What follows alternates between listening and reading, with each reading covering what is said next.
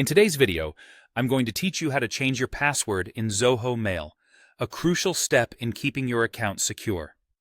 We often underestimate the power of a strong password, but in today's digital landscape, ensuring your personal information is protected has never been more important. So, let's dive right into it, and I'll guide you through each step of the process. First, head over to Zoho Mail by typing mail.zoho.com into your browser. Once the page is loaded, you'll need to log into your account. Make sure you're entering your login credentials accurately, as this is an important step you don't want to fumble. Your username and password should already be at hand, but if you frequently forget your login details, it might be helpful to use a trusted password manager.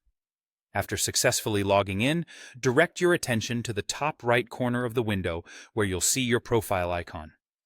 It may appear as a small circle with your initials or profile picture. Go ahead and give that a click. From the drop-down menu, you're going to want to select My Account. This will take you to a hub where you can manage all aspects of your Zoho account. Now, on the left side of this new page, you'll notice a sidebar filled with various options. Look for the Security tab and click on it. This section is where you can control and enhance the security of your account, including managing passwords and enabling two-factor authentication for an even higher security level. In the Security section, you'll see an option for Password. Right beneath it, there's a link that says Change Password.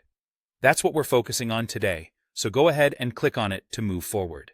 At this point, you'll be prompted to enter your current password. This is a crucial step in maintaining your account's security, as it ensures that it's really you making changes to the account. Once you've entered your current password, you'll also need to input your new password. Make sure this new password is strong. Ideally, it should be a mix of uppercase and lowercase letters, numbers, and symbols to enhance security.